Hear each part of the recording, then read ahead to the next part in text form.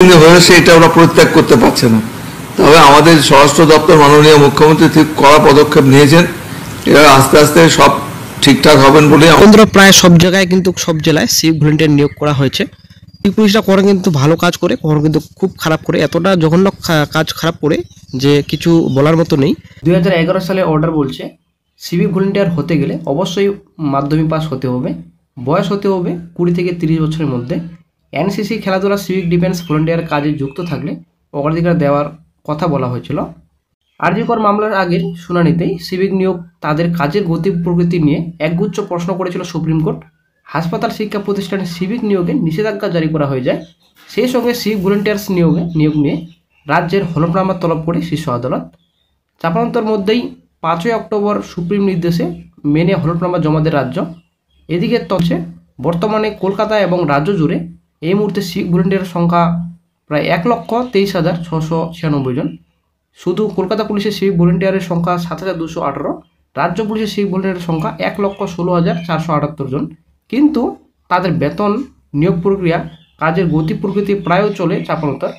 কত বেতন পান একজন সিভিক ভলেন্টিয়ার? খবর, কলকাতা পুলিশের অধীনে সিভিক ভলেন্টিয়াররা বেতন মাসিক 10,000 টাকা করে পান। এদিকে শুরুতে মূলত ট্রাফিক গার্ড, থানার সিভিকদের নিয়োগ করার কথা বলা হয়েছিল, যদিও বাস্তবে দেখা গেছে আইন শৃঙ্খলা দেখভালের মতো গুরুত্বপূর্ণ কাজও করছেন সিভিক ভলেন্টিয়াররা। এ নিয়ে চাপানোতার মধ্যে জল পড়ে হাইকোর্ট।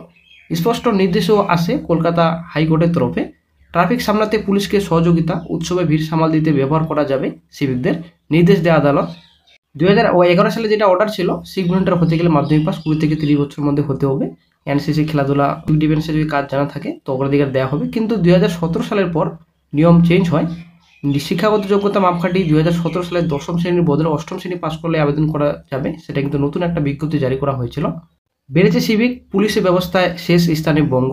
গোটা দেশের মধ্যে সিভিক পুলিশের সংখ্যা সব থেকে বেশি হারে বেড়েছে পশ্চিমবঙ্গে, কিন্তু রাজ্যের পুলিশ বাহিনীতে কনস্টেবল পদে প্রায় 41% পদ খালি পড়ে রয়েছে, যার ফলে পুলিশ ব্যবস্থায় দেশের 18টি বড় এবং মাঝারি রাজ্যের মধ্যে পশ্চিমবঙ্গ রয়েছে শেষ স্থানে। রাজ্যের নাগরিকদের বিচার পাইয়ে দেওয়ার ক্ষেত্রে 18টি বড় ও মাঝারি রাজ্যের মধ্যে পশ্চিমবঙ্গের জায়গা হয়েছে একদম শেষে।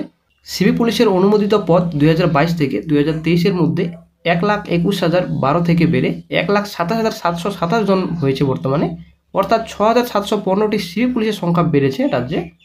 কিন্তু কোনো রাজ্যে সিভিক পুলিশের সংখ্যা এত বাড়েনি, আবার আর কোনো রাজ্যে এত হারে কনস্টেবল পদও খালি পড়ে নেই। এই হচ্ছে আমাদের রাজ্যের পরিস্থিতি। সব কিছু কিন্তু সিভিক ভলেন্টিয়ার দিয়ে কাজ চালাচ্ছেন আমাদের রাজ্য সরকার।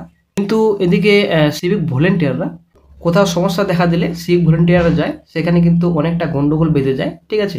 এবং 8ম শ্রেণী পাস করা একজন সিভিক ভলেন্টিয়ার অনেক কিছু কিন্তু করেছে, আশা করি আপনারা সকলেই জানেন, যা রাজ্যের বর্তমান পরিস্থিতি। তো আইনের দিক থেকে কিন্তু অনেকটা পিছিয়ে রয়েছে সিভিক ভলেন্টিয়াররা, কিন্তু আইনের শিক্ষাটাও কিন্তু অনেকটা দিতে হবে এবং প্রশিক্ষণের বিষয়টা কিন্তু দেখতে হবে রাজ্য সরকারকে। সিভিক ভলেন্টিয়ার বর্তমানে যা করছে এটা আমাদের কিন্তু আশার বাইরে, আশা করি আপনারা সকলে জানেন। কিন্তু অনেক জায়গায় সিভিক ভলেন্টিয়ার কিন্তু ভালো কাজ করছে, কিন্তু অনেক জায়গায় এতটা খারাপ করছে যে কিছু বলার মতো নেই। কোথাও কোথাও নিজের ইচ্ছে মতো কাজ করছে, কোথাও কোথাও চাঁদা তুলছে, নিজের ইচ্ছে মতো গাড়ি দাঁড় করে টাকা নিচ্ছে। এইরকম বারাসাত কলোনি মোড়ে এইভাবে রাত্রিবেলা পয়সা তুলছে, টাকা তুলছে এইভাবে। এটা কি, এটা বাসের ওই যে লরি ওখান থেকেও তুলবে।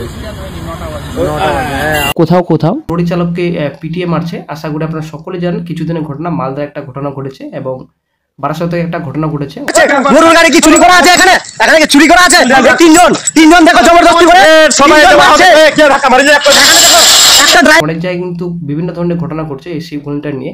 আরজিকরের ঘটনাটা আশা করি আপনারা সকলেই জানেন। অনেক জায়গায় কিন্তু বিভিন্ন ধরনের ঘটনা ঘটছে এই সিভিক ভলেন্টিয়ার নিয়ে। অবশেষে কি শিক্ষক পর এবার চাকরি বাতিল হচ্ছে সিভিকদের? এটাই কিন্তু এখন বড় প্রশ্নের মধ্যে দাঁড়িয়েছে। তো কি হবে নেক্সটে? তো এখনো কিন্তু কোনো রকম অফিসিয়াল কিন্তু নির্দেশ নেই যে শিক্ষকের পর চাকরি বাতিল হতে চলেছে সিভিকদের। রাজ্য সরকার আমাদের কি করবে সেটাই কিন্তু এখন দেখা।